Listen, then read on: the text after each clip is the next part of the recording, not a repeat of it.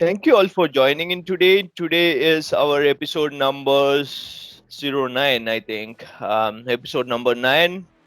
And this is free SCCM training provided by How to Manage Devices community. If you have any questions related to device management, please feel free to use our forum to ask questions. So that is how to manage forum.howtomanagedevices.com.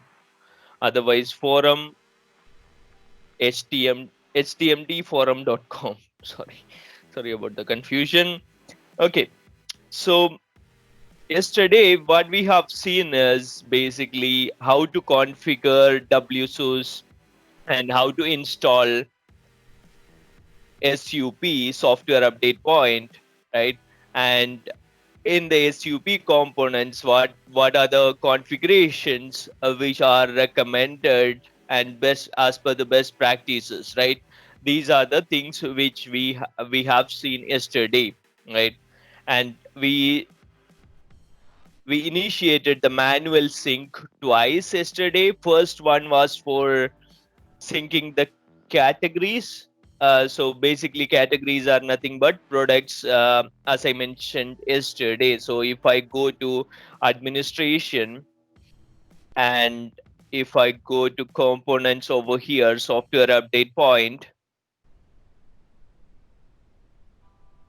there are something called classification. So in the classification, I have only enabled the security update. So I'm not worried about the feature updates for now.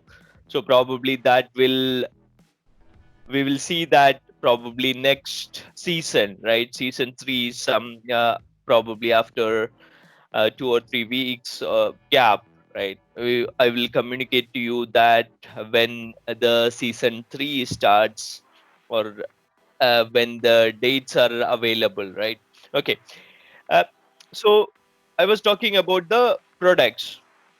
Products is basically the categories. So initial sync was to update the list of products. Okay.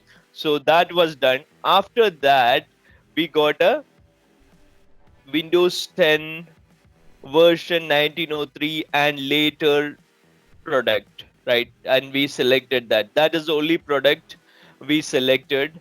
And once after we select that, we again did a sync. That sync was to update the metadata, or to get the metadata of all the KB articles, right? So we got all the KB articles metadata. Now we need to proceed with the creation of software update group and packages, and then deployment, right? We have seen that also yesterday in a different lab environment. So you know how to create software update groups, then you know how to download the packages, right? Where to download the packages, etc., right? And then how to deploy the packages, that is also you have seen. Now today what you're going to see is basically, it's already complained. Okay, that's interesting. Okay. Okay, let me check.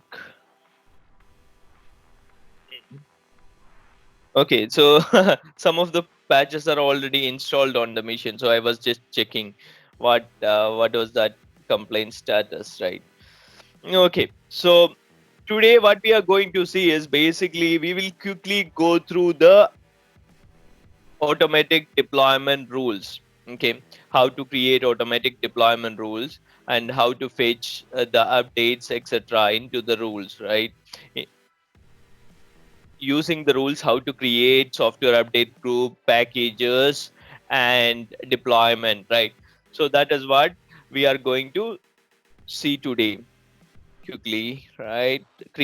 Right click on that and automatic create automatic deployment rule. So this is for automation, right? Basically, yesterday we have seen manual creation of software update group, we have seen manual creation of packages, right? Download and download of the patches, and then manually creating the packages, software update packages, then manually deploying it, right? So automatic deployment rules is basically helping us to is going to help us to automate all these processes, all the three processes, right? Once in a month if you are deploying patches. So let me say HTMD ADR monthly security patches. Okay, so that is the name. Description, please provide some um, detailed description over here so that other admins in your organization can understand, right? Okay, so in this scenario, I don't have any particular collection over here. I have not created any collection. So what I'm going to do now is probably I'm going to create a static collection for this lab, and I'm going to select these two. Okay, not that one. Probably only Windows 10. Okay, so I'm going to create a collection, static collection, new device collection for my Windows 10 machine. HTMD Windows 10 device. So when I create that,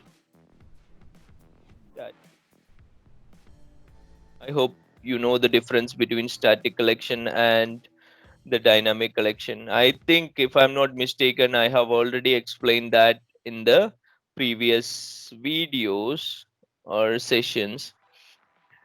Okay, I'm going to select all desktops and server clients and click next.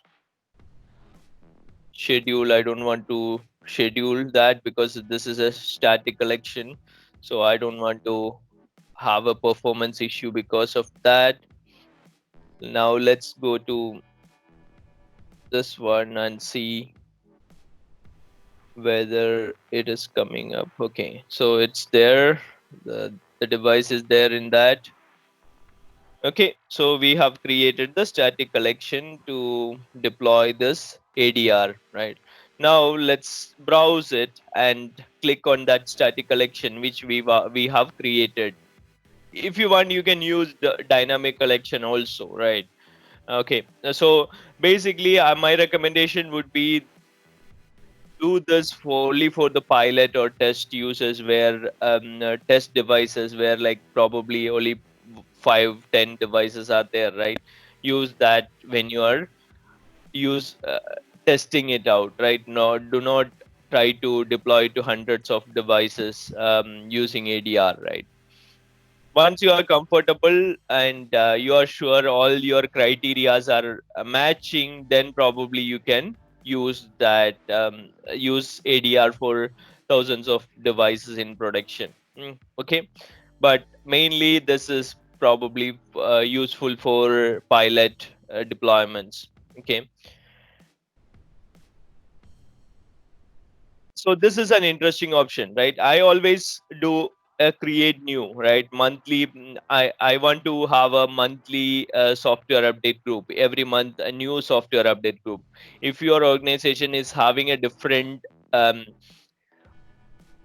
process, you want to use the existing software update group, then probably you can use that. But I'm comfortable with monthly software update group, so that that will be in like it will be in control, right? And if you use existing software update group, you are adding lot of patches to the same software update group, and that is going probably, and you are going to create packages based on software update group. And in that case, in that scenario, probably your package will end up in gigabytes, right? 4 GB, 5 GB. So I want to avoid that kind of a scenario. Then, yes, as I mentioned yesterday, in many scenarios, or if you are introducing a new DP, then you might have an issue deploying 4 GB or 5 GB of um, content, right, to the new DP. So that can choke up your network bandwidth. So that is why my recommendation is create new software update group monthly and make sure you clean up once particular update is not in use, right, or software update group is not in use. For example, yearly cleanup is required sometimes, right? So you can do a yearly cleanup also if you are using monthly software update group, or if you are creating monthly software update group. Okay, so enable the deployment after this rule is run. Okay, so probably if you are selecting a pilot collection with 4 or 5 devices, you can do this, right? You can keep this option as it is. Okay, choose whether to enable deployment after the rule runs for associated software update groups. So that means it will automatically deploy the updates to the devices in this collection. Okay, so you need to be very careful about this actually when you are deploying it to all systems over here, right? Okay, so click on next, and this is basically the specify automatic. Okay, use wake on LAN. Yeah, wake on LAN, and this is basically, let me understand this. Some include licensing. Okay, I I think data level, detail level, I think I'm fine with the default configuration. That is only error messages. And there are other options also, right? If you want all the details, then probably you can select any other options, right?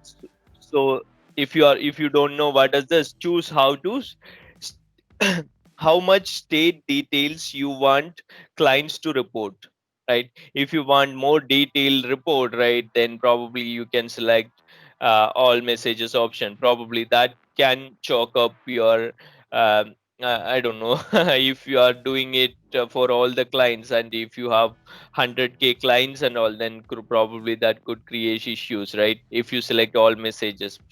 But my recommendation, if you are doing it, probably test it within pre-prod, or with 10 or 5 or 10 use devices, right?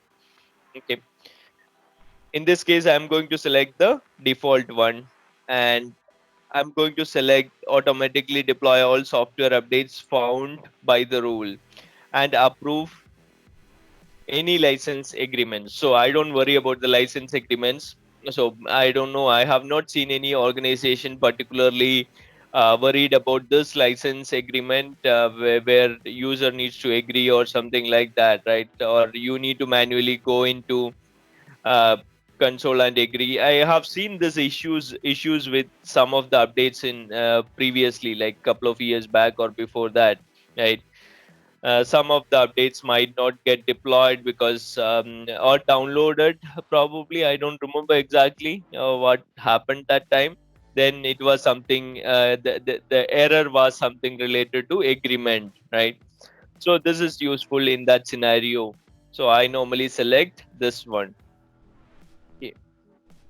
Now, this is the brain of ADR, right? Automatic deployment rules brain is this one, right? This is the search criteria which we are going to define here. So architecture, I'm going to select 64. I don't have any other devices. I can select 64. I want to select, I want to have only 64-bit um, patches. Okay, and then content size. This is also new, I think. Content size you can select if you don't want like choke up your DPs with large content, KB articles or something like that, then you can do that. And date release, probably I can select a month or so, 1 month. Okay, and description I don't want. Deployed, yeah, if it's deployed I don't want to. I don't want to use, I don't want to create a ADR for that. If it's already deployed, I'm not worried about this ADR, right? And language, if you want, I can select the required language. Um, but I'm going to select products, and in the products, if you click on this, you will see which are the products available. So uh, this is we have only enabled 1906 or sorry 1903 or later updates or products in this, but I'm going to use that only. Okay, so I'm going to select that product. Now required, right? If it's required, then only um, the patch package will get created. I'm not going to use this now because, as you have seen, I already have um, required and complaint devices. Otherwise, we can do something. So specify search string used to filter software update rules. Use codes for exact string match, right? So basically you can define what is the what is the search text over here, right? So you can see, for example, to find the software update required on more than 100 computers, you can enter a greater than symbol or I don't know what is this. I think this is greater than symbol, right? Greater than or equal to, right? 100. So this is what you can provide, right? If you want to do that, that is pretty useful option in some scenarios, but in this scenario I'm not going to use it. Okay. Severity, you can select the severity, right? And you can say like, I only want critical updates, right? I am not worried about any other updates. Okay, so supersedence, I don't want superseded. um, Specify the value to search for. So I'm going to say supersedence no. Okay, classification, update classification, and in update classification you will get all these options, because in our scenario, right, we have only enabled the security updates, so we can select that. We don't have to select that because we only get the security updates at the moment, but in a real world scenario, you have to use it, right? Okay, so this is the as I mentioned, brain of automatic deployment rule. Based on this search criteria, it is going to uh, give us the updates, and as per this search criteria, it is going to create a software update group, and it is going to create a software update package and deploy that package to the collection, right? So the interesting option over here is now we can preview it, right? Which are the updates coming under our search criteria or not, right? Let's preview. So these are the updates coming under my search criteria now. So this ADR is going to create a software update group with all these patches in it. Okay. So if you change something over here and if you run it again, probably it will change it. So so you can see product. Product is, we have selected the product, we have selected the security updates, and custom severity we have not selected that. Supersedence is no, right? None of the badges are superseded. Okay, and description required is 0, right? So that is interesting. Okay, so let's click next, and this is interesting option, right? Current software update point synchronization schedule, right? It's every 7 days. So I don't want to run s- this this rule every 7 days. Okay, So basically what you can do is you can select a by default the option is run the rule after any software update point synchronization. Okay, that is not, I don't normally use that, but if you have a requirement for that, then you need to understand the consequences also, right? If you use this option, run the rule after any software update point synchronization. Okay, that means after every 7 days, it will search for new updates. If there is any new updates, it will create a new software update group and deployment packages it will create a package and it will deploy it to the your pilot devices. If that is okay with you, then probably you can say, yeah, this is fine. After every software update point synchronization, uh, please run the ADR. Okay, but in my scenario, I'm going to use this as a monthly one, right? So I mentioned this will create monthly software update group. So I'm going to say customize over here on the schedule, right? And I'm going to say monthly. Okay, monthly. And over here, this is an interesting option. Yesterday also I have shown you during the deployment process, right? This is and I mentioned that this is very useful in a ADR kind of a scenario, right? So this is what I'm going to use. So second Tuesday, or second Tuesday, I'm going to run this ADR role, right? So probably you can say offset offset date, you can say one day, right? After second Tuesday, then after second Tuesday, probably it will run on the Wednesday, right? So that is what we can do if you want, right? So I'm going to say okay, and this is important, right? Otherwise it is going to rerun again and again. ADR is going to rerun again and again. Rerun again and again, I don't know why I'm okay. um, so let's say next, so probably during this schedule, right? This schedule and software update, both the scenarios are very important.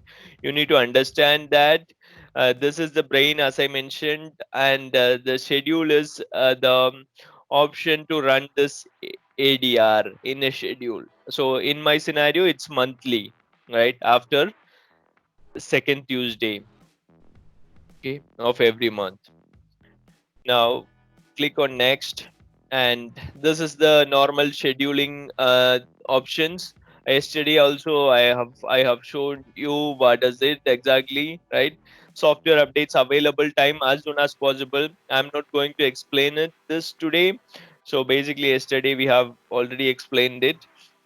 Installation deadline, so specify specific time after 7 days. So that is the default one, that is fine with us. Or if you want immediately, then probably you can select as soon as possible, right? So that will immediately install the update of the software patches. Okay. Okay, so it will update it will install the software patches as soon as possible if you select that one. Otherwise, it will wait for 7 days. Okay, and you can change that also, 7 hours or something like that if you want, right? This is the grace period definition, or this is basically what it is doing is if you enable this, okay, uh, it will how can I say that? So if you have defined, let me explain in a different way, right? If you have a grace period of 2 days, okay, in client policies, client policies, if you go to administration and if you go to client administration, let me show it to you. Client settings, right?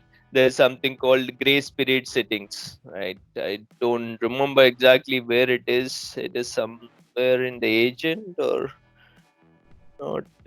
Grace period, right? Grace period for enforcement after deployment deadline, right?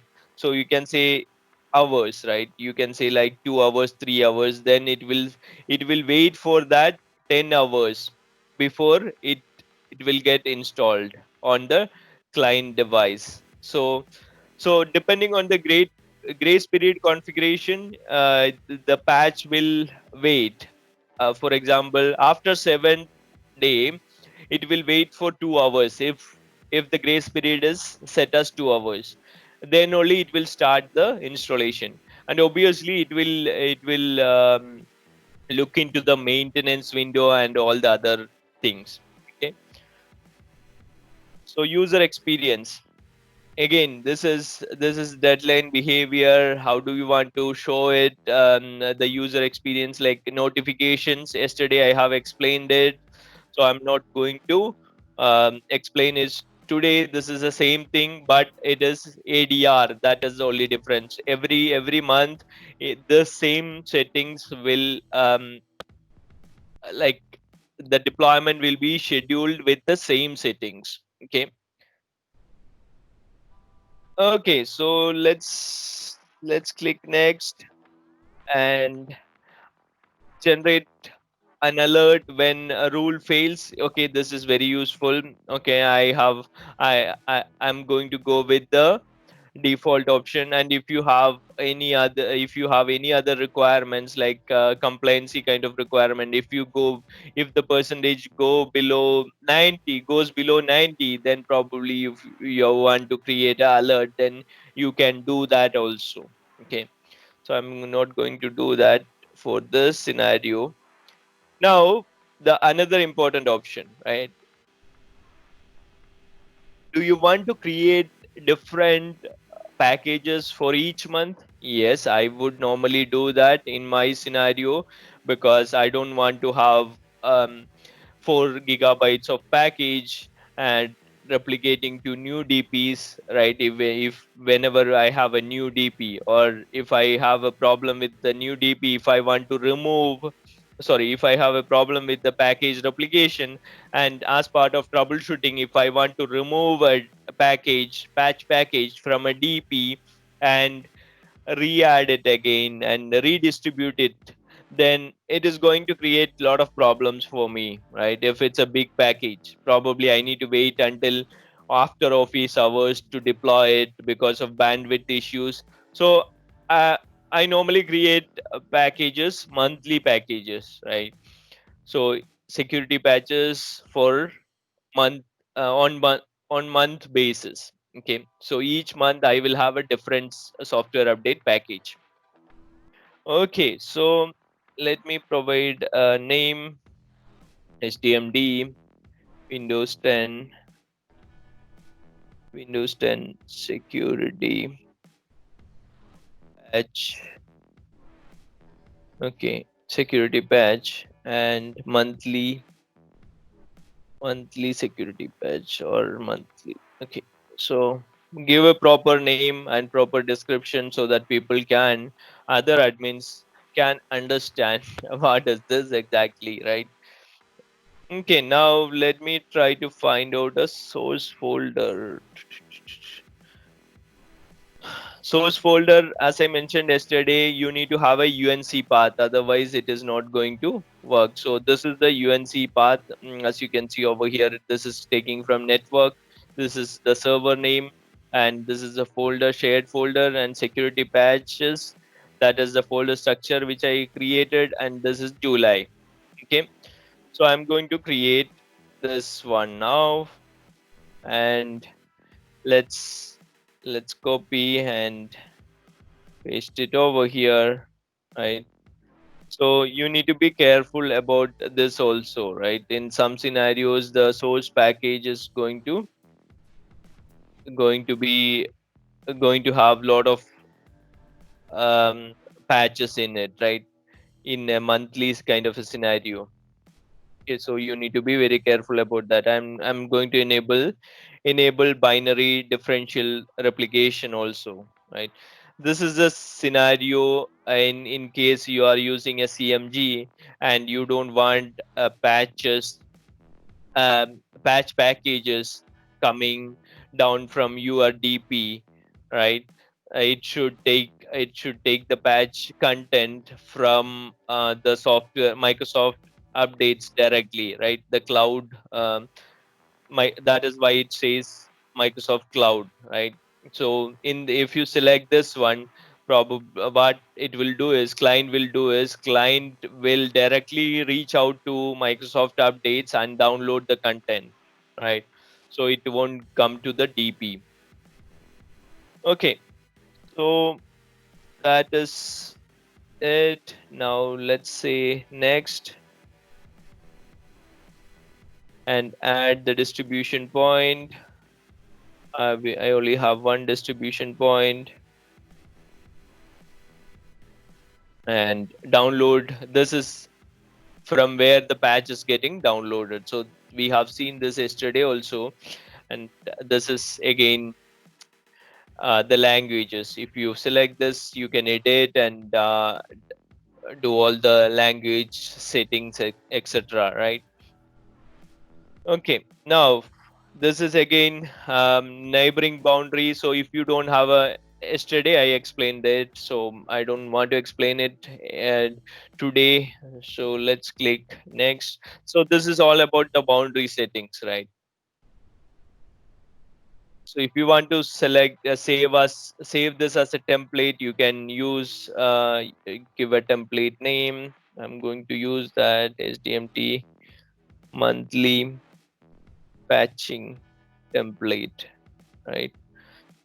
Okay, so everything is saved, and now if you want to create a new update group or deploy a new software updates, you can directly select that template, and all the configurations which we have configured over here will automatically appear, so you don't need to worry about manual error or human error or something, right? Okay, so click next. Now it is going to create the ADR. So it got created, ADR got created. Now if I go back to software update library, and if I go to software update rules, you can see a ADR rule got created now. So now if you go down here, you would be able to see it's enabled. Last evaluation time, it is not evaluated yet, right? And if you go over here, you can see nothing. Software update group is not there, so a deployment package is not created. I don't know which is this package. Security patch monthly, so this is today. It got created. Oh, that's interesting. 1.3. Okay. Okay, so the package got already created. Wow. Give me a sec. Let me understand this. Package got created, but there's no updates. There's no KBs in that. That's interesting. Okay. So let's see. Software update group is not there. Okay. But the package is there. There's no content over there. Like I don't see any KBs, KB articles over there. For that, we need to kind of run this rule now, right? So we have set a schedule that it is only runs every month after patch Tuesday, right? So for this demo, probably I'm going to run this manually now. So it says, okay, you have initiated the action. Now you can see a log file over here. I have explained this ADR process in a blog post over here, and you can see the log files over here if you want. ADR, I forgot the exact log file name. Give me a sec. Okay, it's Ruleengine.log, right? So Ruleengine.log, if I check Ruleengine.log, this is the log file, and if I search with sort with date, and rule engine is here. Rule engine, that is the log file for ADR, right? So it is saying a list update content matches. Okay. It is searching for our search criteria. It is using our search criteria, and 9 updates needed to be downloaded in package HT10006. Okay. And it is going to our July folder over here. Okay. And a lot of things are happening. Successfully downloaded the content, and you can see all the details over here. Okay, so there are a lot of stuff going on here, because ADR is going to create a software update group, and ADR is going to add patches into that software update group. So now if you see, there will be a software update group. See, this is automatically got created, right? Software update group got created 1 minute before, right? And automate see created by auto update rule engine, right? And it says deployed, downloaded, yes, it says downloaded, yes. Okay. And if I go to deployment packages now, and if I double click on this, probably you would be able to see the patches, right? So 2 are not required. Okay, so that is software update Adobe, and I think SS SSU, excuse me. Okay, so that ADR process is completed. If you want to review the log file, you can do that. As I mentioned, check for the keywords over here, and don't worry about all these alerts, right? Probably there is something, create alert with instance rule failure alert. Okay, so this is failure alert. Okay, that's fine. So if you want to check the alerts, right, what has happened, and if you want to check that alerts, go to monitoring and go to alerts over here, right? All alerts, and you can see a alert over here, right? Never triggered rule failure alert. This is ADR1. Okay, so you can see today's date, it got created today after we completed that ADR, right? And after the first run of the ADR rule, it got created. Now what you can do is you can kind of configure the rule. You can subscribe to this alert, and once you subscribe to this alert, probably if you have configured the SMTP and all, you will get the email alert, right, on the failure of ADR. Okay, so ideally what we did is basically we deployed this patch now, and as you can see, there is nothing required, none of the patches are required on the client machine yet, right? So all are not required until this time. So if I go back to, give me a Yeah, sec. no. So Balaji here. sorry. Hello? Yeah. Yeah, as we created rule for 1903 only, right? 1903 No, version. 1903 or later. Okay. That was a product name, right? Okay. Okay. I am able to see 2004. That's why I'm asking. Yeah, yeah. Okay. That was 1903 or later, so that is Okay. One more. expected. One more thing. Yeah. As we created a rule like create new software update group every time they're running Mm-hmm, the rule. mm-hmm. If we run the rule again, will it create a new software update group or what will happen? I don't know. Yeah, it should normally create a new software update group. Yeah, with the same name. No, it will be a different name. That is why the Timestamp timing is is there. there, right? Okay. Okay. Thank you. No worries. Okay, so So let's go to the client side and see what is happening over there, right? Whether there is any, before going to the client side, right? Let's check the client settings over here, right?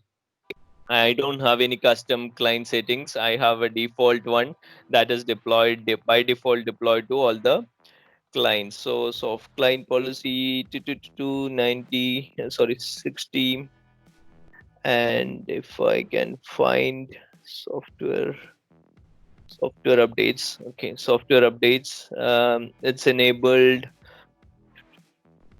to allow clients to download. Okay, I think 7 days. Specify the thread priority. Okay, that's fine. Enable management. Okay, that is fine. Allow.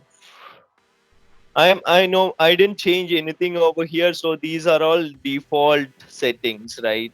If you want to change something, if you have a requirement for that, please do so.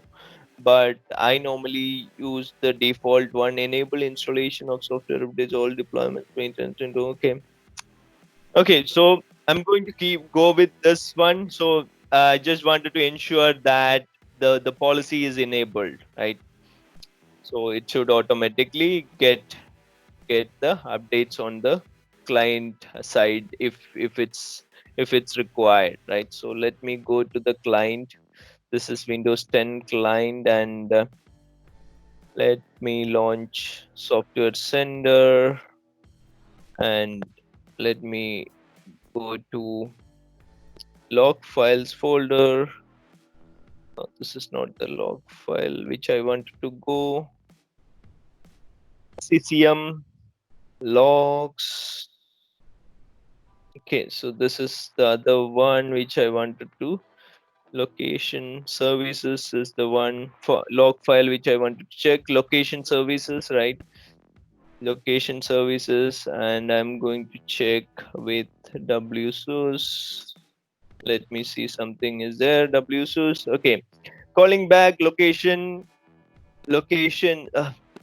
If I can read it correctly, calling back with locations for WSUS request some random number. That is not a random number, it's a GUI.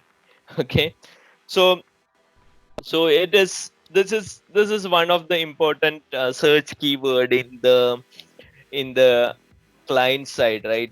If you can search with WSUS, and if it is able to find the details, right, in the location services, then the first stage is good, right? So calling back following WSUS locations, and it is getting the WSUS path, right? It is basically our SUP, right? SUP. Okay. So why SUP? This is a configuration which we have configured, right? So 8530, and yeah, same is WSUS server is also same for us, right? Okay. So calling back locations, and it is able to select the so as you can see, boundary groups and all the other details also over here. So whenever you have a problem with software updates, you can check the Locationservices.log to identify whether it is able to reach the WSU server or SUP, etc. Right? So that is why I kind of checked the Locationservices.log. Okay, so I'll come back to the logs in a bit. One thing we need to notice that we have not initiated the policy, right? The default policy is 60 minutes. So I need to go to panel, control panel, configuration manager, applet. I don't know why it is called applet. Configuration manager, actions, right? In actions, if you want to manually initiate the policies, you can manually initiate it from here. Mission policy, if you want, you can enable try to rerun the mission policy, right? click on run now, and that will initiate the policy. So where we can check that, if you go to policyagent.log and policy evaluator, you would be able to see like whether the it is getting policies or it is getting evaluated or not. So that is not yet done anything. The last one was 1 o'clock. So this is now 1 at 1:16 it is. Now let's go to policyagent.log and see something is happening over here. Racing event instance. Okay, it is. Let me enlarge this. Request configuration machine policy, right? So this is what it is requesting from the server, right? So basically, whenever we request a policy, right, manually initiate a sync, what is happening is the client will go to a management point and ask basically, do you do I so sorry. Is there any policy for me or not, right?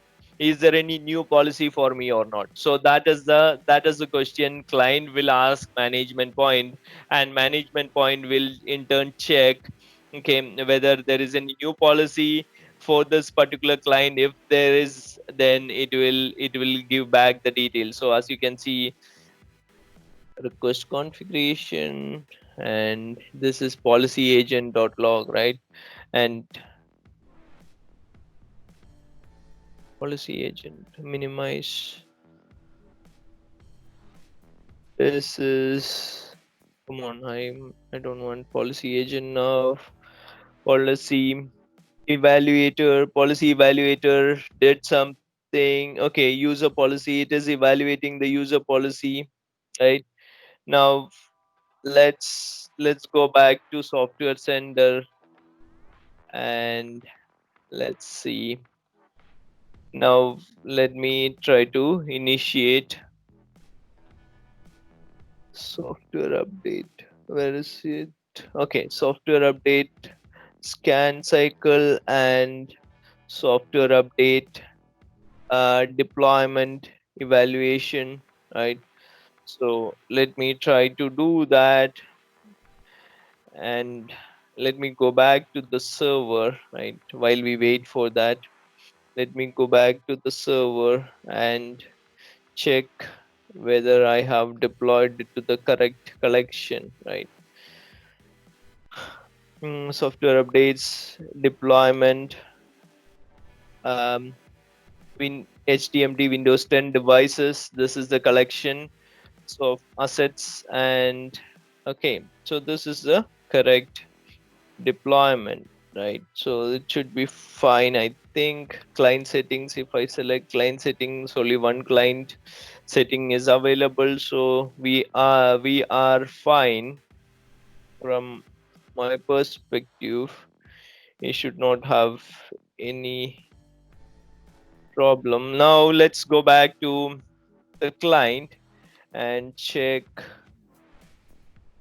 what is happening over here. So now let me check the other log which is related to software updates. So let me have this is still kind of stuck over here. That is fine.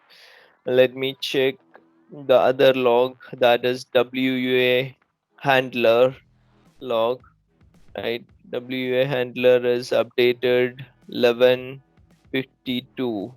Okay, there's nothing much activity over here, I feel. So 8, okay, 118, 118 it did something. Give me a sec, let me analyze this. Unable to read the existing result in WA policy. Okay, that was today morning, right? 11:36. That is fine. I don't worry about that. MDM enrolled, modified criteria. bear with me. So this is the one, right? It is WSUS. Okay, so this is the time which it started. That is 118, 118. Now it is 121. So it says WSUS update source. Okay, we have that source. This is the same GUID we saw in our Locationservices.log, right? And you can see there is no Windows update for business assignment. That is fine. We are not using Windows update for business. We are using WSUS existing W if I can pronounce it, WUA managed server was already set to. Okay, this is our WSUS server. So that is fine. We don't have any conflict with group policies and all, so we are good in that perspective. Now add at the source again the same GUID, I think. Let me confirm that. No, it is different GUID. Okay. So software updates, scan results, search criteria. It says software. Okay, driver successfully completed the scan will include supersedence. Okay, so it means, as I mentioned, it doesn't show anything over here. And because probably it is because there's no required update for this device. So let me go to app.cpl and see what is the latest update installed on this, right? When it is installed. So this got installed last month. Okay, this is installation installed on last month. I don't know, that is strange, right? I don't know, we installed client on last month or what? I don't remember. Yeah, obviously last month. Yeah. Okay, so no patches over here, latest patches at least. So that is fine. Now let's go to the other log file, that is update update updates deployment log file. This is another log file which you want to check if you want to have any details about the updates, right? So if I can go back somewhere here. Okay, so 18, it says, okay, device not MDM enrolled, manage. Okay, fine. Fail. Update info failed to get targeted update. That's fine. Started. Failed. Failed to attach software updates to automation wrapper. Okay, that's fine. I don't worry about that. It says update added to targeted deployment list. Okay, that's good. And fail to attach. Okay, that's fine. If you want to check what is this error, you can, I don't know, probably you are already aware of this. If you go to tools and if you go to error lookup, and let's see what is this, item not found. Okay, that's fine. And that doesn't that didn't help me much, right? Update is happening, adding different. I'm trying to understand what is happening here. Okay, so it's different files, it is getting added. Okay, so update to target deployment. Okay, apart from this error, wrapper error, there's nothing else over here in update deployment. Now let's look at the other logs, right? One thing which we missed is scanagent.log, right? Scanagent.log is also important. and it says TTL is invalid. That is fine. Complete reporting scan completed. Scan job successfully. Okay, let me check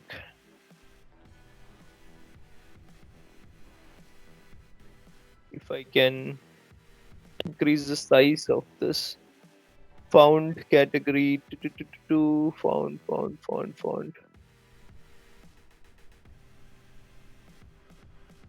Okay, I think there's not required. If I can search with required, no, I can't see anything. Let me go back to the server and check whether there is any requirement shows up here or not for this particular patches. So nothing. No, okay, none of the patches are required here. Right, 2020-04. This is also not required, and it says installed. Right, it says installed. That is why probably it is not showing in the log files basically, right? Okay, so let's go back to the client one more time and check the software updates. Okay, at least it should show up in the updates, right? Let me close this and let me launch the software center again. Okay, no, nothing.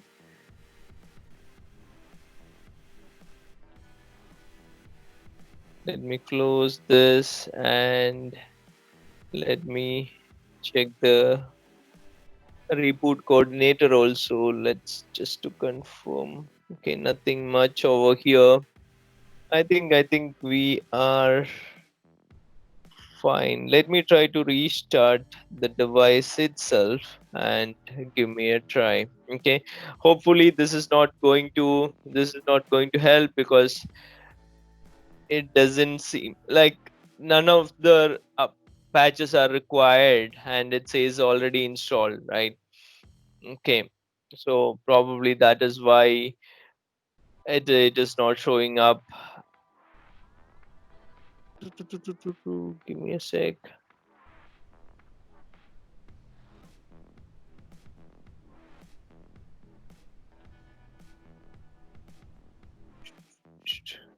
Where is it? Mm-hmm. Okay, let me try to connect back to the client now. This is rule engine. Okay, that is fine. Rule engine is fine. Let me go back to the client and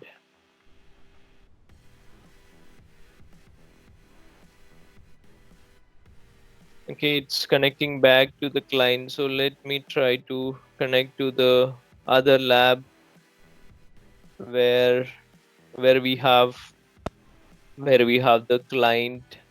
So probably if I go to Windows 10 client over here, where is the client?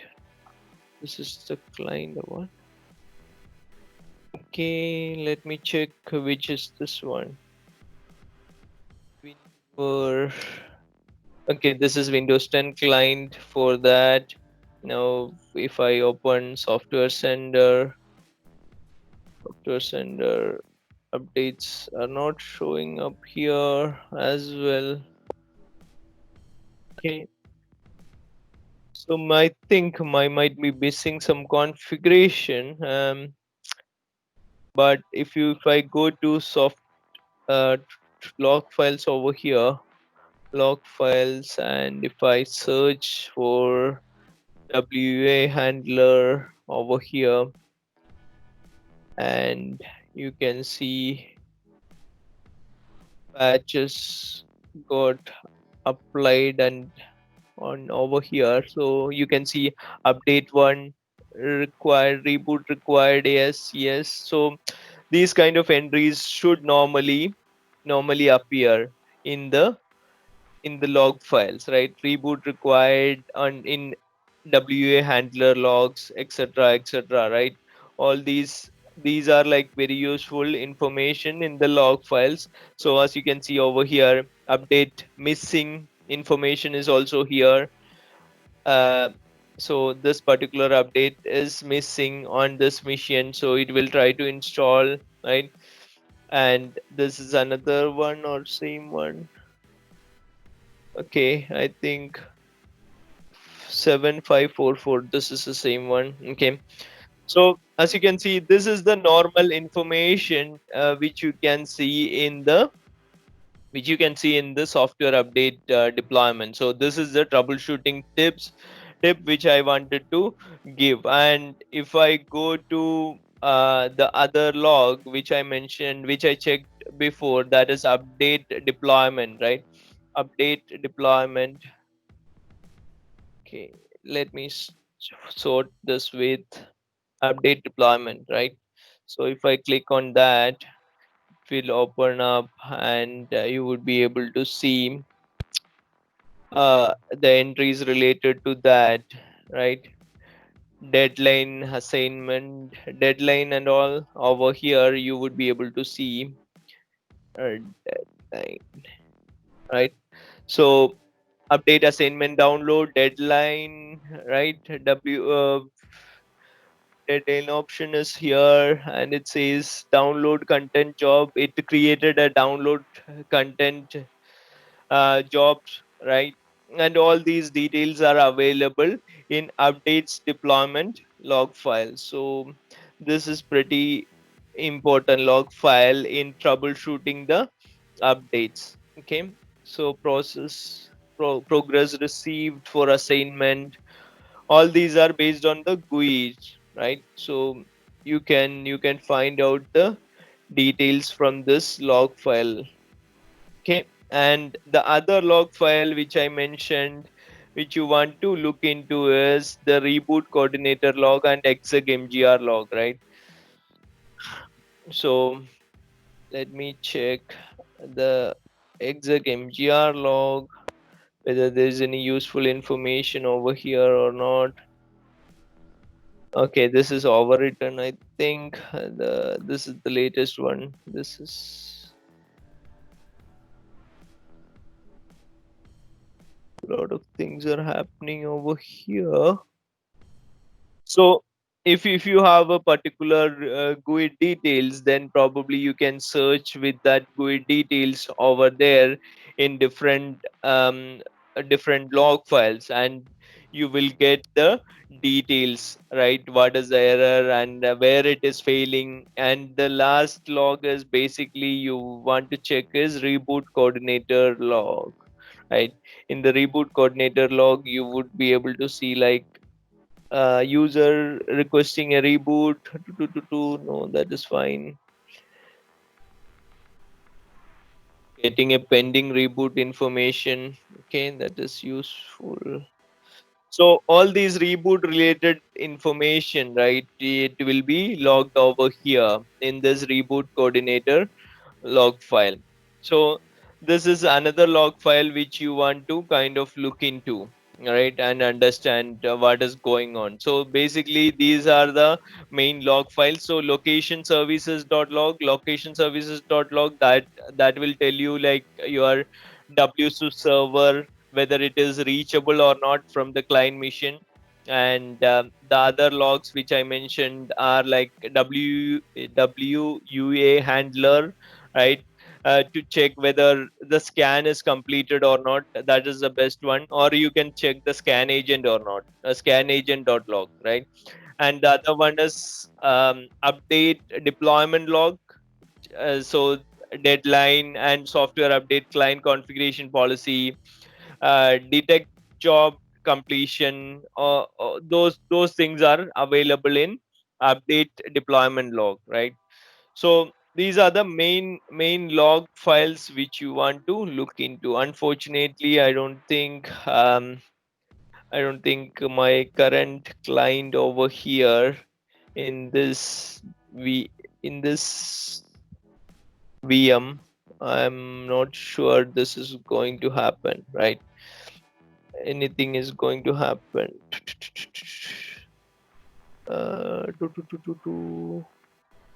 Reboot pending updates, nothing. Okay, so I don't want to waste much time over here. If I don't see no auto install during non-business hours is disabled or not set. This is maintenance window, etc. Right? And in the business hours, you know that settings from the software center, right? So business hour settings from the software center, you need to check that also. Okay, if the user change that, probably that is not going to um, appear. Okay, so let me go back to the server and let's see console. What happened to my console? Let's close this one. Close this one. Close. Okay, so console, software update, software library, and it still says same, right? Nothing changed. None of them are required, right? Okay, so I think you got a fair bit of idea about patch management today. Um, I will open up for the questions now. If you have any questions before going into the application management, probably I will open up for the questions.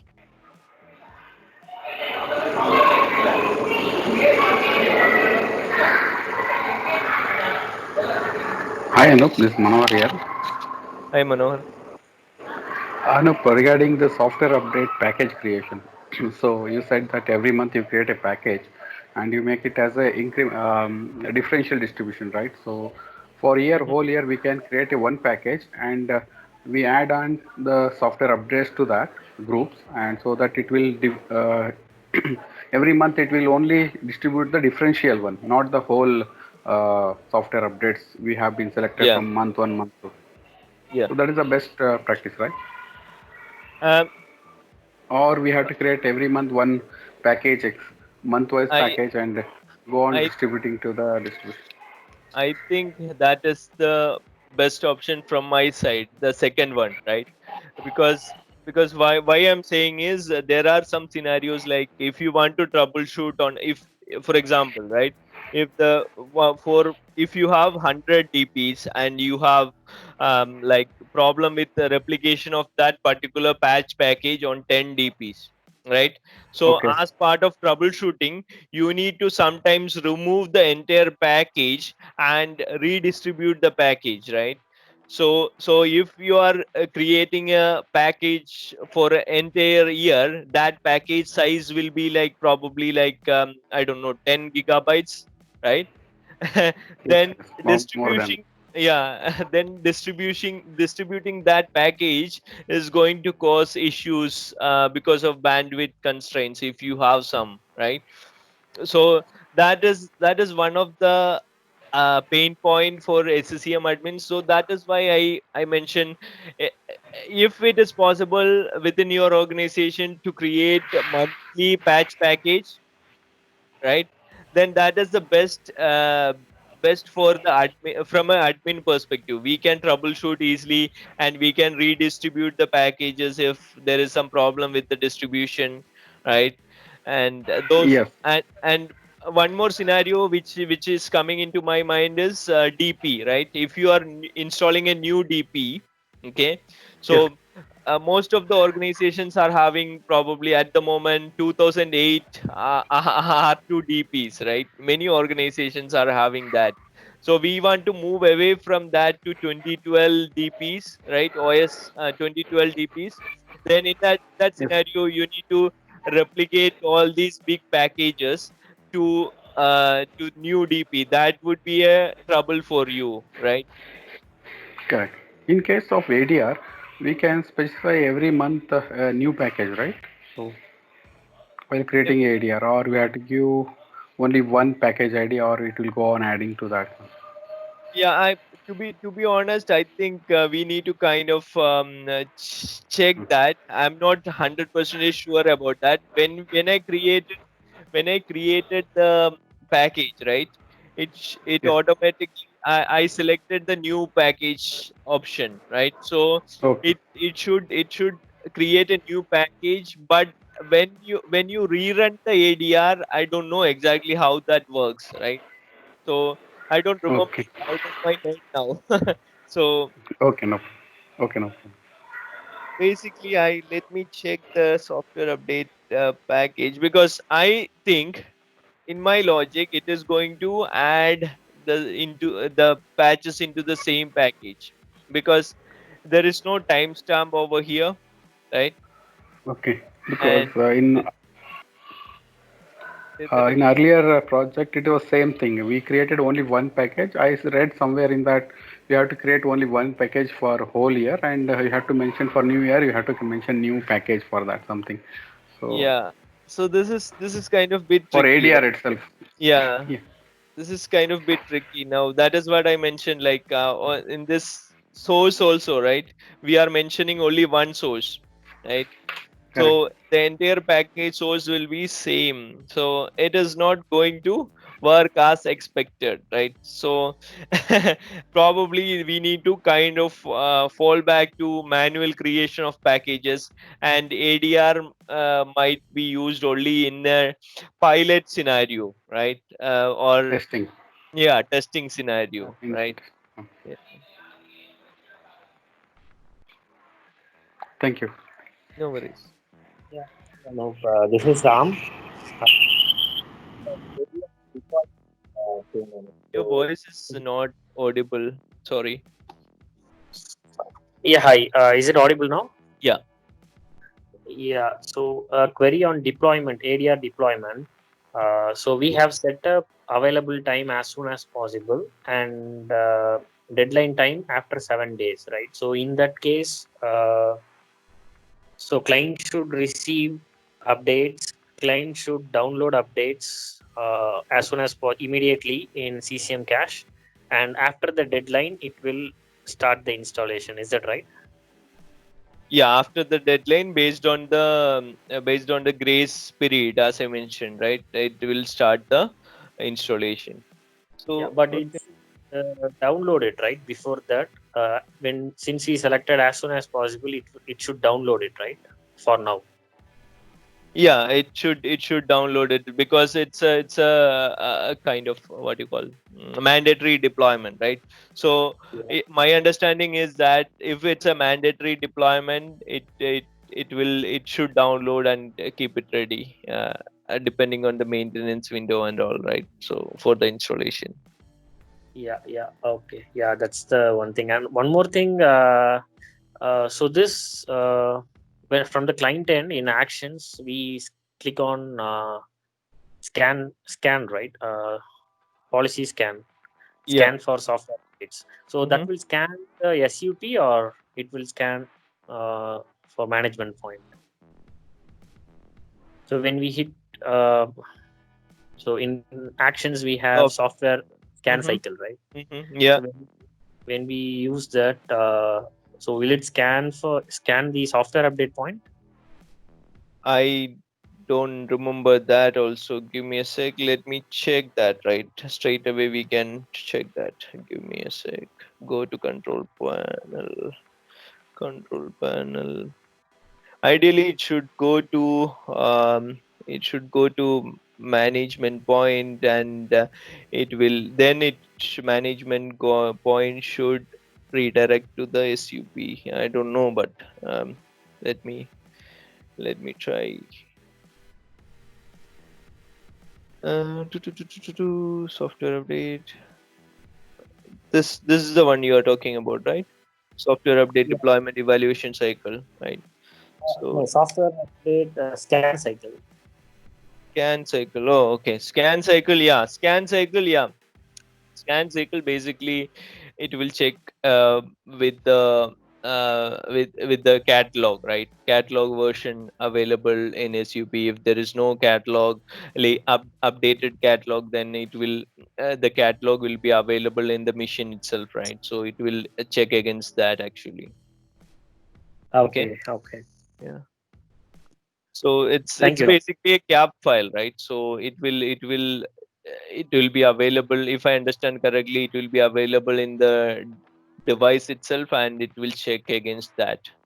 And if there is any new update, then it will download the catalog, new catalog, and it will scan against that. Okay. Okay. Yeah. Just wanted to know that. So during this scan only, the client scans software update point and updates the state messages to site server. Yeah, it's all coming through MP. So all the state messages are going back to site server through MP. Yeah. Okay.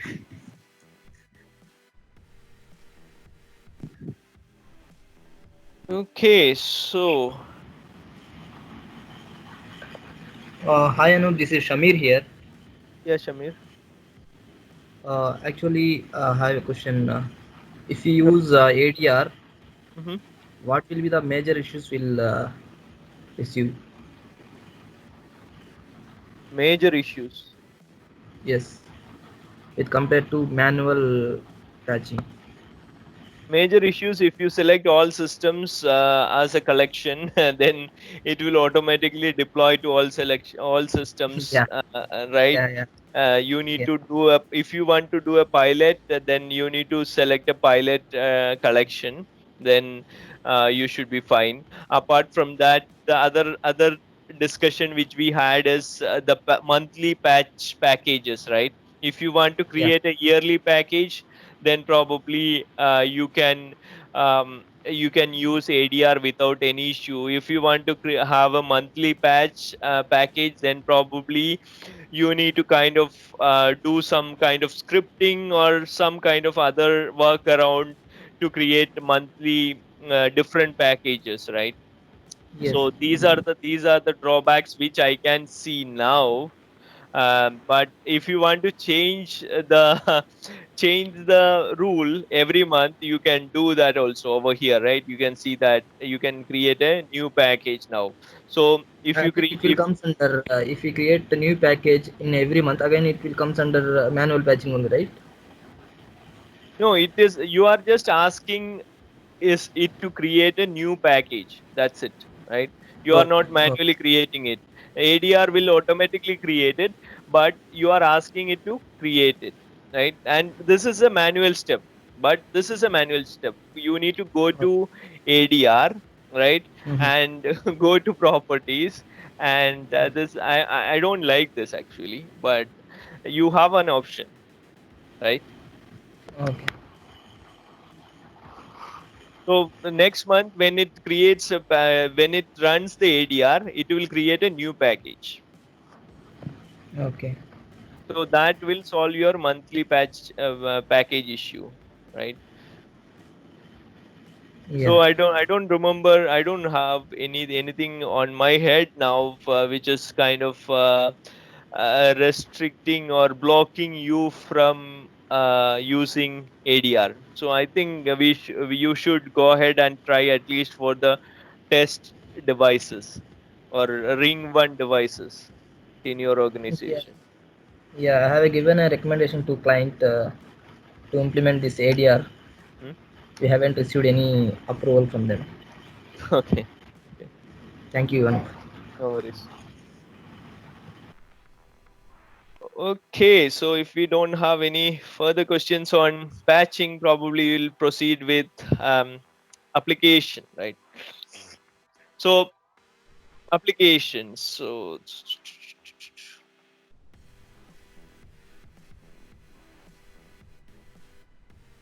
there are two kinds of application options available in configuration manager, right? SCC or in SCCM, right? So the old one is package. packages. I don't recommend to use this if you have any specific requirement. I have seen many organizations are still using the packages because their packaging process, right? Their packaging process is still based on the classic packages, right? So they don't have any specific requirement rules for each application. So there are a lot of exes, and that might need specific requirement rules. So there are a lot of efforts. Whenever I speak to packaging team, they say like, oh, we don't have those kind of details in our packages, right? So we cannot directly go to applications. So that is why many of the organizations are still using packages. But if you use packages, you are missing out lot of stuff, right? New advanced kind of features available in application, which those are kind of missing, supersedence and all the other fun stuff, right? Those are missing from packages if you are still using packages, right? So i- my recommendation is to use applications whenever possible, wherever possible, right? So this is the latest model, right, from configuration manager team or SCCM team. So you should use applications wherever possible to um, deploy applications, right? So how to create applications? So that is what I'm going to show now today. So create application. There are different kinds of applications over here, right? When you click over here, you would be able to see like we can create different kind of application. You can create MSI application, APPX or MSIX applications, right? If you have a MSIX package, SCCM supports that to deploy to Windows 10 devices, right? So those others are not relevant because most of them are kind of created for some of the scenarios with hybrid SCCM scenarios, a hybrid situation with Intune, right? But now hybrid is not there, it is not supported, so we don't use any of those, right? So MSI file, that is the basic um, basic default one, right? The first choice for the application model if you have an MSI. But if you have an exe, you need to select this one, right? So let's create an exe. No, no, let's create an MSI first, right? And let's understand the MSI first, and then we will create an exe also, right? If we have time, right? Okay, so I'm going to browse and select the MSI. When you have a MSI package, it will automatically populate lot of metadata for you, right? So you don't need to do manually enter the requirement rules or something like that. It will automatically create it for you. So let's click on browse, and again over here also it is a UNC path, right? So let me go to the source files over here, and let me go back to the source, and let me see applications and Chrome. So this is a Chrome package which I'm trying to install, right? So Chrome, I have downloaded the enterprise version of Chrome, okay, and I'm giving the UNC path over here and location. Now I will go over here and select this particular MSI. You need to select the MSI and click open. Now what it will do is SCCM will analyze this MSI and populate lot of values automatically in the next screen. So let's click next. Now SCCM is kind of checking the MSI, and it sees all the details, right? It collected the product code, we didn't provide the product code, right? The installation behavior it collected from the MSI itself, right? And it collected the obviously the MSI file, right? So it got all the information like application name, it got publisher, it is blank, software version also it is blank, but it collected all the other details, right? Okay, click next. Now you can see this is the metadata SCCM already got from the MSI, right? Now I'm going to say publisher is Google, right? I'm going to remove that from here, and I'm going to say I don't know which version is that. Let's say 81. Okay, and now it is automatically selected the install installation program also. You don't need to worry about finding installation program, right, or command line, right? It automatically selected a command line for you if you have an MSI option. And installation behavior, this is the default uh, system per system installation, that is why it selected the system installation. Now let's click next, it will automatically create this package for you. Okay, now everything is almost done for you. You don't need to worry about anything. This is kind of a straightforward process. Now if once it got created, right, you can go to the properties of this application, right, and see what are the informations available over there, right? So this is the application, and if I go to deployment, right, this is deployment already got created, right? And dependencies, no, all the things are there, right? So if I go to the properties of this deployment is, you will see the technology used, MSI, and if I go to the content is stored here, right? If I go to program, you can see installation program, uninstallation program. It's all automatically populated. I didn't do anything, as you can see. Detection method, this is also automatically populated, right? So it took the MSI product code and created a detection method, where the detection method is nothing but it identifies whether this application is installed on the device or not, right? So that is the detection method. So if I go to edit, you would be able to see it says settings type Windows installer, product code.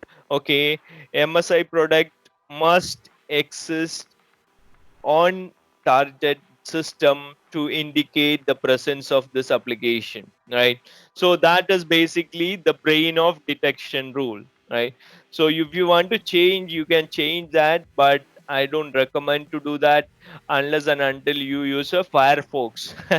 So Firefox MSI has a big issue or flow, I would say. I have a blog post about that also. So probably their MSI product code is not appropriate or proper. They don't update it. That is why SSC, Firefox, even though the Firefox is installed on the Windows 10 device, got successfully installed on the Windows 10 device, SCCM will say no, it's not installed. SCCM will say it is failed because of the detection rule. So you need to be very careful about some of the MSIs. But Google Chrome is good in that. We don't have any problem over there. So this is the user experience. So user experience is automatically kind of selected for you. You don't have to do anything, and all these are default, right? If you want to change it, you can change it. Obviously, there are options as you can see in the in the runtime, right? This is the default runtime option. This you have seen for software updates also, right? Okay, so that is user experience and requirements. We don't have any requirement. If you want to add any requirements, probably like something like I need 4 gigabytes of RAM in the in the device, Windows 10 device, then only it will get installed.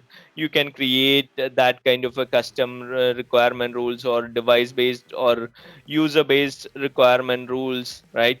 So that is very much useful in some scenarios, right? And return code is another important option over here, right? And somewhere here, based, see, we had a discussion about this option over here in the user experience, right?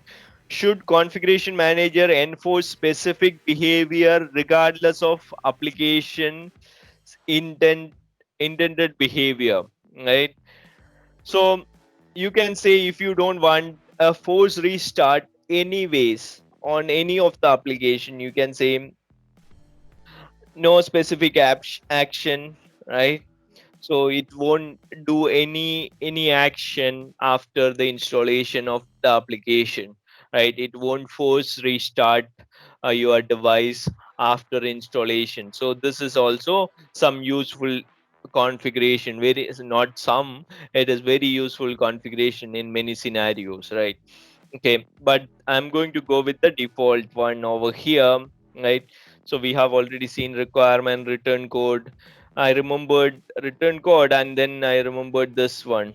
Okay, this option. So dependencies, if you have any dependencies, yeah, VPN applications are always like, in my experience, VPN applications, Cisco AnyConnect or any other application, it's always has lot of dependency applications, right? So yeah, if you have a dependency, you can add over here, right?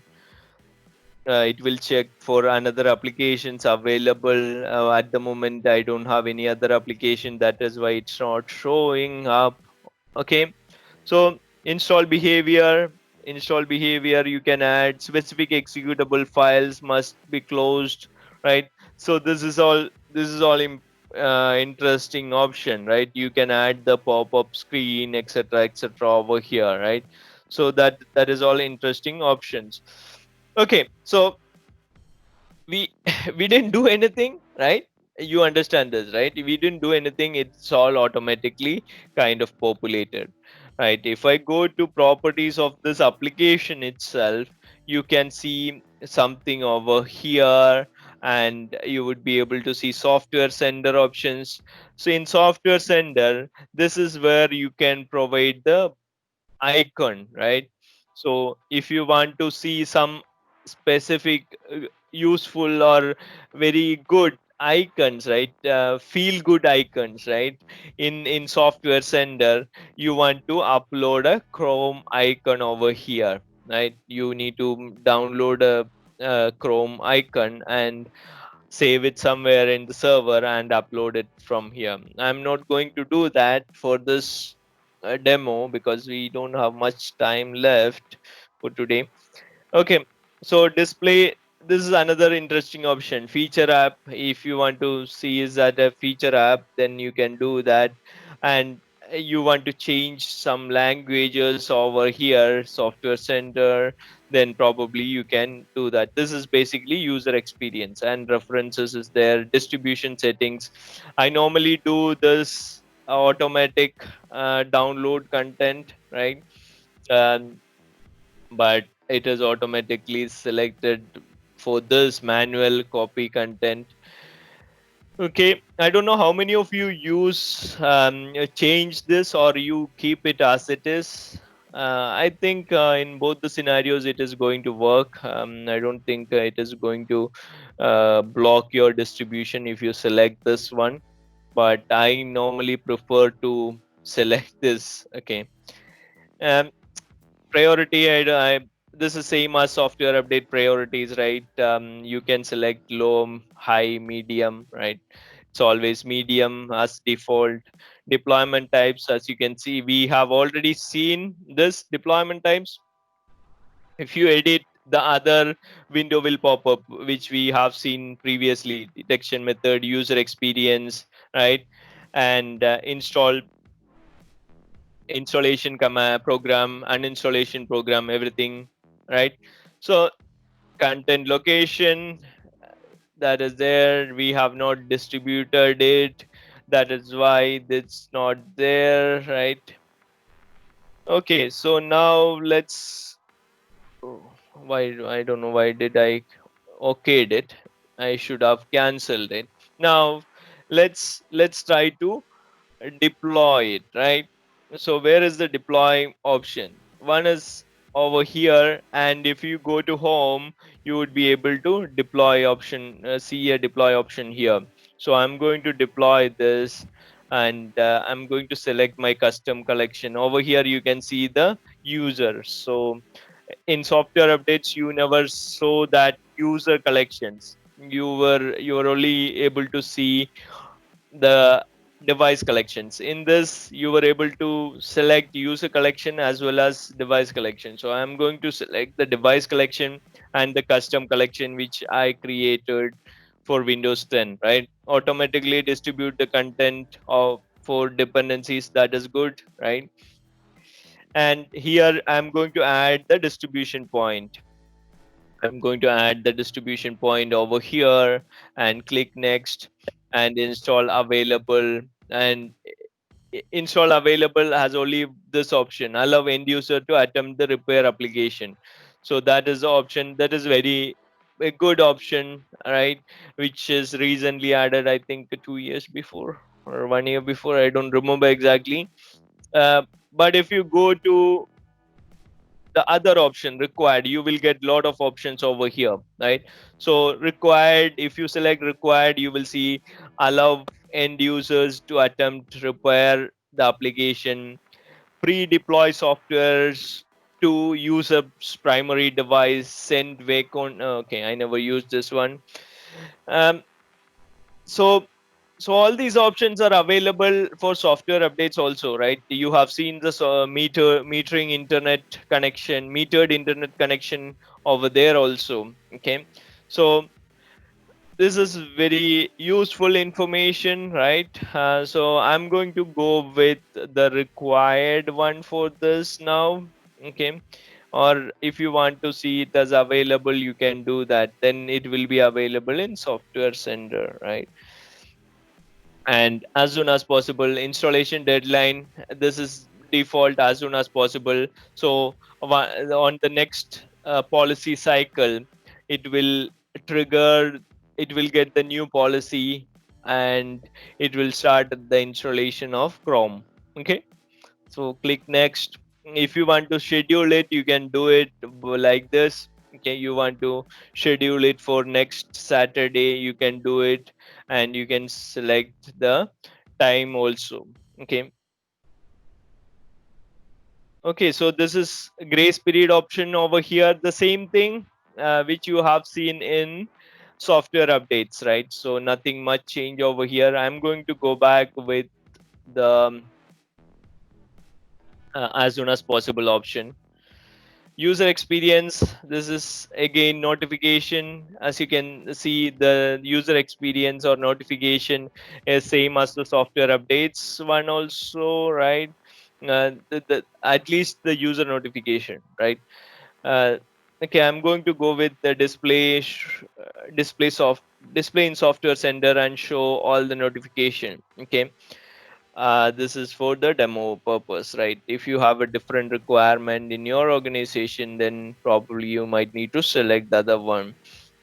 When user changes are required, show the dialog box. Okay, that's fine, I'm not going to enable that. Okay, maintenance window, right? So this is the same settings as in software updates also, right? When the installation deadline is reached, allow soft allow the following activity to be performed outside the maintenance window: software installation. So if you enable this, it won't, if at all the if device is not in maintenance window, it will start installing. That is not a good practice, I would say, right? You should install the, if you have a maintenance window, then maintenance window is there for a purpose, right? Then you should install the software update, software installation in that particular maintenance window. But you can say, as per your organization process, okay, the Chrome updates and the LOB application updates are not going to cause any issues with the client device, unlike monthly patches. So I'm going to override the maintenance window settings and I'm going to install it anyways, right? In that case, you can click on this one, right? And you don't want to click on this one, right? Then it will restart it, right? If there is any requirement, any required restart is required, then it won't check the maintenance window options, right? It will directly restart. It won't obey the rules of maintenance window. Okay, so that is it about the user experience. Alerts, again, I mentioned, if you want to create alerts, you can do that, right? And then you need to be very careful about alerts, right? You should not create alerts for all the deployments, right? Then your alert system will be like overwhelmed, right? Then you will get a lot of issues with the performance also, right? If you start creating alerts for everything in your SCCM or configuration manager environment. So I normally keep it as default. I don't create any alerts unless and until I have a specific requirement from a client or something, right? Okay, this is about the SCOM kind of settings. I never use this. Okay, this is not very useful from my perspective. I don't know how many organizations are using this. Okay, so next summary. Now it will start the distribution of the package, and once it is distributed, it will start the deployment. Now, if you go to deployment, you would be able to see this deployment tab over here. You would be able to see this and the complaints, etc. You can see over here. Okay, so that was a basic deployment of application. Now, as I mentioned, I'm going to go ahead and create a exe using application. I'm going to create a exe. Okay, so for exe, as I mentioned, if you have a exe, you need to kind of use um, manually specify the application information. This is going to be a lot more data entry work for us. Okay, we used to have some sms files in packages scenarios. I don't know how many of you remember that or use that. When i when i started sms when I started my career with sms 2003, there the packaging team creates sms files as SCCM as admins, and we will use that SMS file, and SMS file will populate everything for you. Okay, similar to MSI. Okay, so exe, you need to enter the application name. Now I'm going to say Notepad plus plus, right? And I'm going to say I don't remember. I'm going to say np. Okay.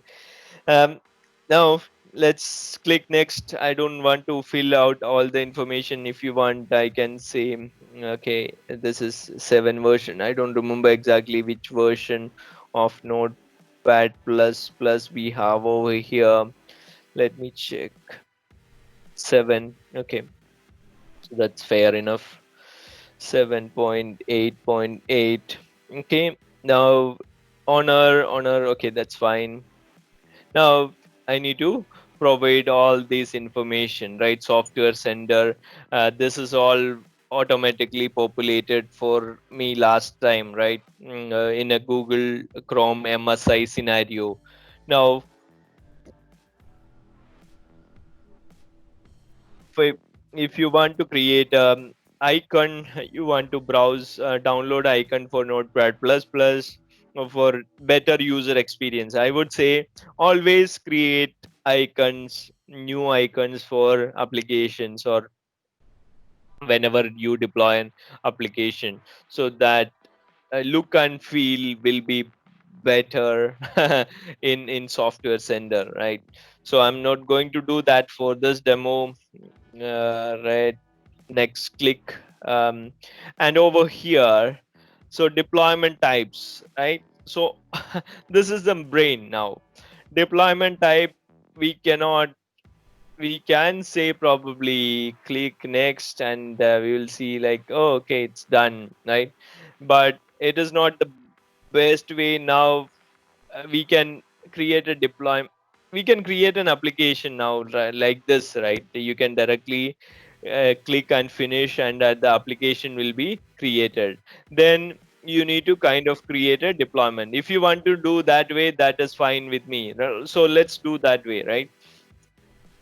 So click next. I'm not going to create a deployment type, I didn't create it, and now it is going to create a Notepad plus plus application, but nothing is there, right? No deployment types, no program, no source code, nothing is there, right? Now I need to create a deployment type. Now let's create a deployment type. How to create that? Go to properties, okay, of the application which we created, and go to deployment types. Then you need to create the deployment types. Okay, now again, deployment type, this is again unc path, and you need to provide your the installables, right? So that option is here. Otherwise you can say manually, I'm going to manually specify the deployment type information. That is the best option, because if I say go over here, and if I say notepad, it is not going to say anything, select anything, because it is only for msi, right? It is not for exe. If you are using a exe, you need to select this option, right? Manually specify the deployment type. That is the pain with exe, um, using exe in application model, right? So click next. But you can use in a real world scenario, right? You can use that PowerShell application deployment tool to create all these things automatically for you. So that is very helpful for you, right? So that is a real world kind of a scenario. But as I mentioned, I don't want to do that for this, because if you do it this way, you will understand it thoroughly, right? From basic itself, right? Okay, so let me drink water. Okay, I'm going to say my application deployment type name is notepad plus plus,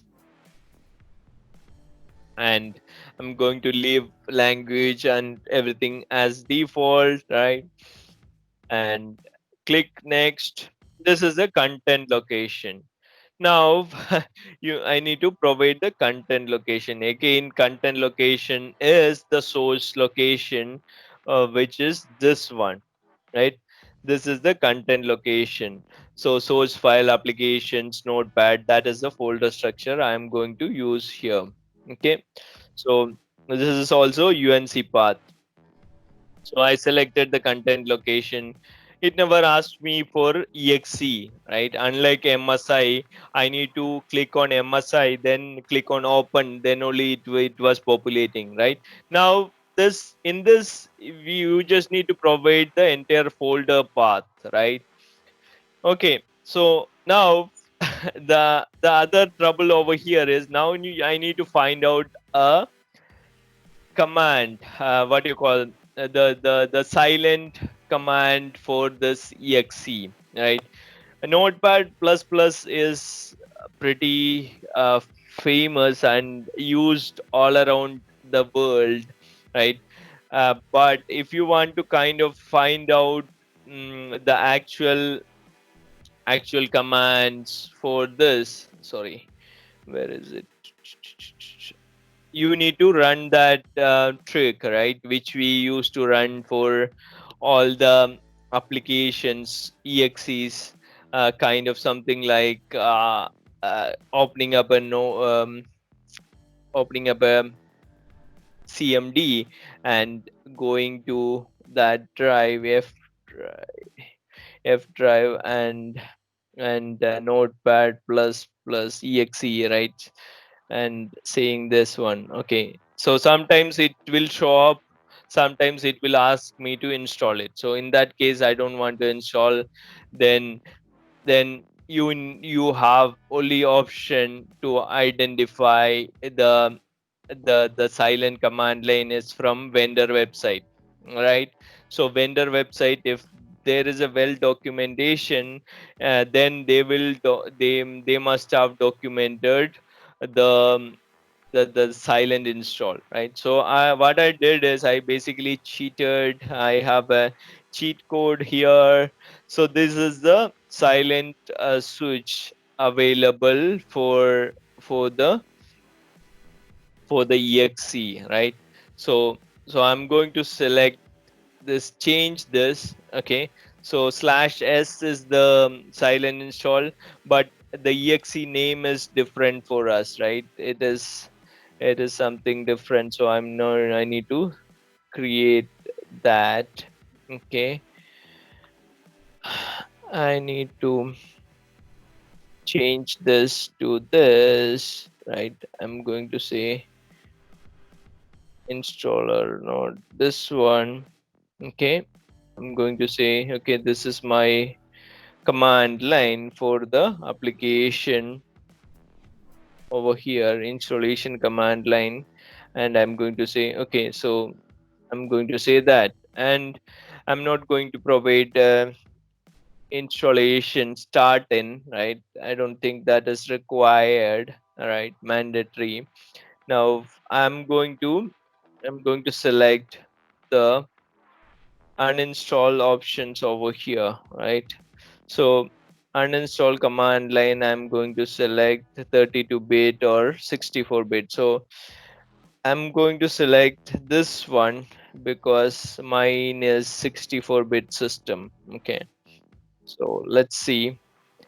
And so this is the pain in exe world, right? You need to find out the command line, you need to find out, you need to enter the content, location, etc., etc., right? Okay, so now click next, and now the other pane, right? You need to um, add a detection rule now. You need to say, okay, how do I kind of detect whether the application is installed or not, right? So that is where we have to see the detection method. So for MSI, you have seen it automatically selected based on the MSI product code, right? But in EXE that is not there. Then you need to kind of do it yourself, right? So that is basically add clause, right? And you can say, okay, the basic stuff. If you want to be very sure, if you want to be very precise about kind of the versions, etc., etc., then you need to go to registry and you need to fetch all the registry information and specific for that particular version of the exe. If you can get that registry entry, right, if that registry entry is created um, for the installation of exe. I don't know all the exes will create any registry entries with the version number or not. But normally I have seen for exes people use registry or file system, right? So file, if you see file system in this scenario, I'm going to select the file system and file, and I need to provide a path over here, right? So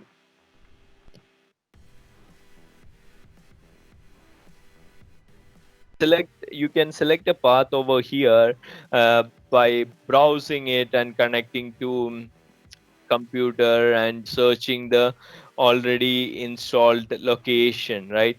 So if I want to do that, I don't recommend to do this in your production SCCM server, right? uh, if you are using it in a production SCCM server, I don't recommend to do this. But if you want to install it, you can you can go ahead and try to install it on a test machine, right? And you can see this is the location, right?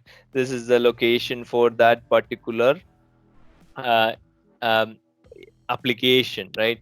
And you can see which application, which exes will be created over there.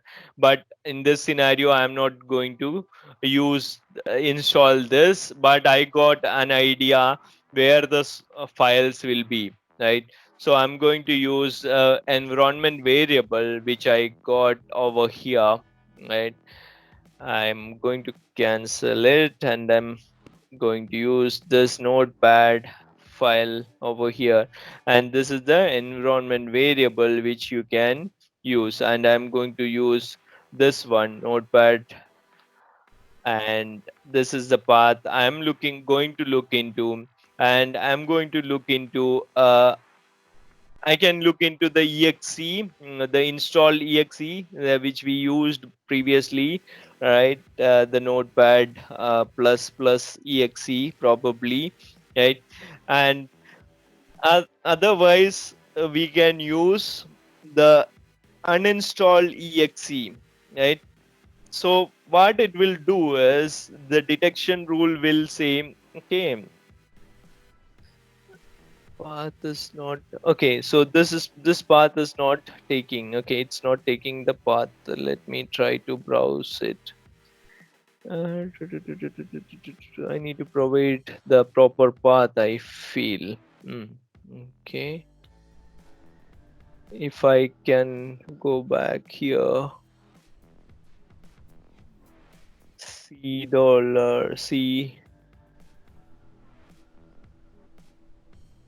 C. Okay, okay. See, that is fine then. Notepad plus. So I don't want to type anything wrong. Typo should not be there. So I'm going to try to initiate the installation again. Okay, and then going to say yes, next, and agree. And I'm going to copy the destination folder, and I'm going to paste it over here. Okay, so basically what will happen is, let me cancel this. Okay, but basically what will happen is, it will search, detection rule will search this particular folder for this particular file, right? And if the file is there, then it will say, oh, okay, the application is installed.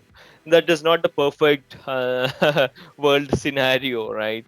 It can be any different versions of this exe file, but we are not detecting that. But we have option to do that also, right? File system must satisfy the following rules, and you can say, oh, more late date modified version. If you have a particular version, you can say, okay, this particular version exe should be this particular version, right? Then it will say, okay, this particular version, then only I will say the application is installed, etc, etc, right? So you can go granular over here along with all these options: size, version, date created, date modified, etc, etc, right? So I'm not going to do that for now. I'm going to select only this one. Okay, now let's click OK. Now we have a, detection rule. Now you can say next. Earlier the next option was not there, because there was no detection rule. Okay, now let's say next, and this is same, right? So this is disabled, right? Because it says install for user, right? If you want to change it to system, then it will come up the option, um, only when a user is logged on, or you can say whether the user is logged on or not. So that is fine, right? That should not be a problem. So all these are like depending upon your scenario you need to change, or your experience, your test experience you need to change, right? So first of all, you need to install the exe and find out how it is getting installed, etc., etc., right? Then you need to change it. So all these are complex scenarios in most of the cases, right? That is why exe manual deployment is kind of bit of pain in SCCM, right? It's not SCCM's fault. Basically, it's exes are not very capable to have a deployment mechanism, right, updated, because exe is pretty old technology, right? That is why mainly. Okay, so the latest technology is MSIX. I don't know how many of you have seen MSIX and tried. So that is better than MSI, I would say, right? Okay, or it will be better than MSI in future. Okay, click next. I'm going to select those things. And requirement rules, I don't have any requirement rules. As I mentioned in the previous example, if you have a requirement rule like 4 gigabytes of memory, or 5 gigabytes of hard disk space is required for the installation, then you can add those kind of requirement rules over here. And then dependencies, if you have any dependencies, you can add over here. Now click next and close. Now the deployment is here. Now you can kind of close this, and you can go back to this, and you can kind of deploy the application to the devices, right? Notepad plus plus. This is again coming to users directly. I'm going to deploy this to devices. All these are same. There is no change over here. Add distribution point. Adding the distribution point. Content is getting replicated now. It says available. Let's keep it available for this one. um, and available is by default as soon as possible, right? You don't want to make this available at a particular time, then you can use this option, schedule availability option, right? But I don't want to keep that. And as I mentioned in the previous example, this is the same thing, the notification, etc. Right? I'm not going to explain the alerts also. Alerts explains same thing, right? So click next, close. Right. Okay, so we have done the deployment. Now let's go to the summary and see content replicated, right? It is there in the DP now. And notepad, it is in progress, right? The content is not replicated yet. hmm Chrome is this, and Chrome deployment, if I see, it is still same. Um, it is not installed. Probably we have not reached the client time frame, right? Initiate, if you want to do that, you can go back and initiate the policies manually, right? To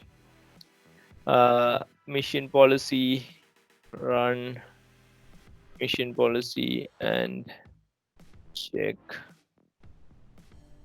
You can try to do this, right? So it will get automatically installed. Chrome will get automatically installed, but the notepad plus plus will be available here. User needs to go and initiate the installation. See, okay, it came up. But if you install the, what do you call, if you configure the icon, this will be very much user friendly, or feel good experience will be there. Now it is just an icon, right? So it is working. So um, any questions? I don't want to stretch this today.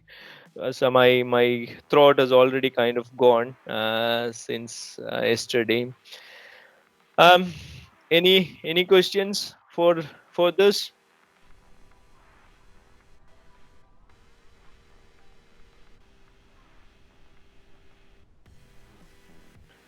Hello, Sujin here. Yeah, Sujin. So there's an option called embedded system, right? Do some settings for embedded system. Yeah, I never used that. I When don't know what is that, what to be honestly. I also I just wanted to know what it is exactly. So whether we are supposed to tick or untick that. No, no, you don't. You should not think that. That is only for the special systems, right? If you are managing some special systems, for example, I don't know how many of you know, there is a MDM on-prem MDM option available with SCCM. Okay, so SCCM can manage on-prem MDM devices. So when I say MDM, that could be IoT devices as well, right? So Okay. Windows IoT devices. So probably that is one of the scenario, and there are some embedded system scenarios in SCCM also previously, like I don't know, I don't remember exactly, but yeah, there were scenarios that is why it is there, but I never used it, to be honest. So you should not take So that. we should not tick that. Yeah. Okay. But we have selected, I believe, when we will be configured today.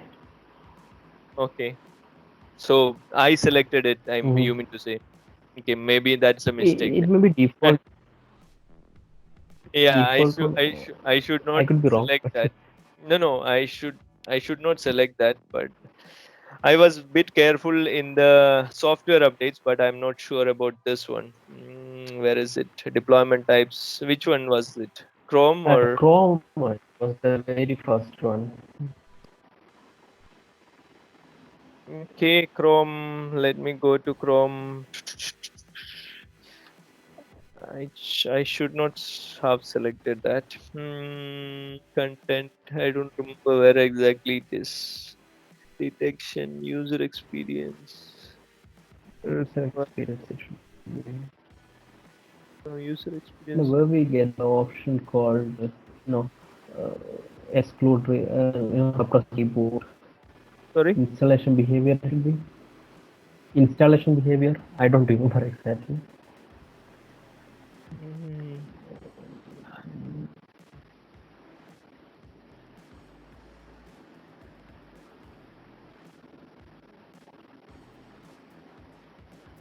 Okay. Anyways, I'm not able to find it. Probably deployments. Let me check the deployments also. I don't think. Yeah, Mhm. Content deployment settings automatically execute to scheduling user experience. user experience. Yeah, this one. The commit changes at deadline or during maintenance window. The very last one. That's what I was saying.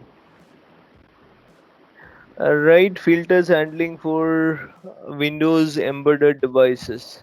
Commit changes at deployment. At the- right filter handling for Windows embedded devices. I don't think this is required. I don't know what is this exactly, to be honest. I Well, thanks. Yeah, no worries. I don't think that is required. I think probably you can test it in your test environment or something, because that is not useful from my perspective. Okay. Good question, anyways. Yeah. Yeah.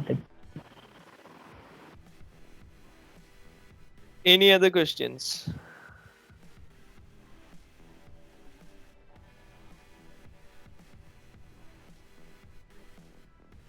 Okay, if you don't have any further questions, thank you all for joining in today, and we will come up with uh, somebody is trying to ask question, or somebody wants to thank me. Okay, anyways, thank Thank you, Ali. thank you. Thank you so much. Thanks for your time.